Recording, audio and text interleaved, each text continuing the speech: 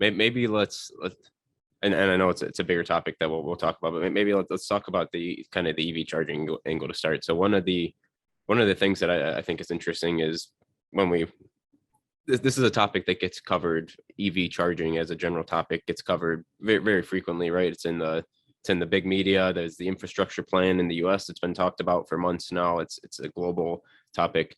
And I think in a lot of people's minds, they basically think, well, how hard can it be? You get chargers at your house and you replace gas stations with charging stations, and we move forward and kind of you swap one energy source for another.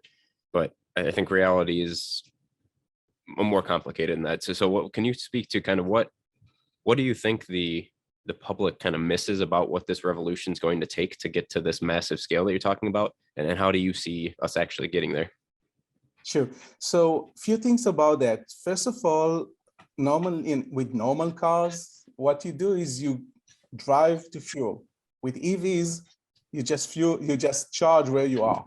So it's not just traveling somewhere else. So if you charge where you are, it's at home, public, semi-public, but most of the charging is being done at either home or work. So it's about 80% or more of the cases. The rest is public. And then a portion of it is in gas stations. So the locations are kind of changing. So if we take where we are now, we are in a high-tech campus. I'm in the office now. And at the entrance, there is a gas station.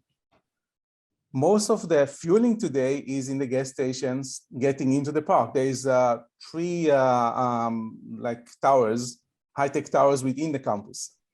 And what's going to happen is that the future is charging at the workplace, meaning the management company of the buildings are going to be the fueling company of the future, not the gas station at the entrance.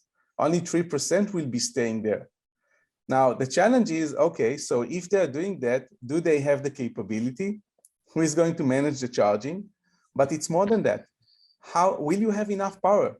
So we have about 3 parking levels underground and 1 outside.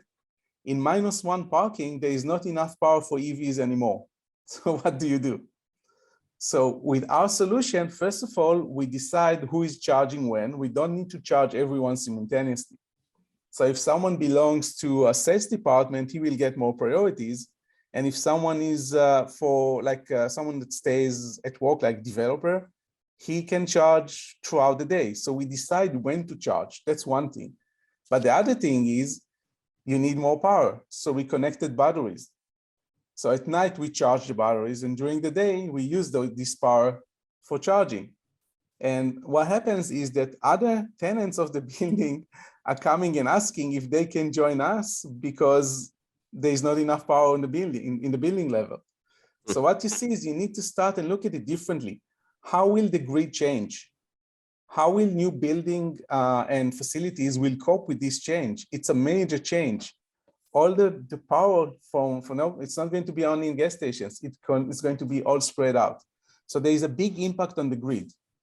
I believe that if we use it properly, we'll first of all be able to manage it, but probably we'll discuss later on about how can EVs serve as part of the entire power ecosystem or energy ecosystem and actually provide some balancing capabilities or even charge back the grid.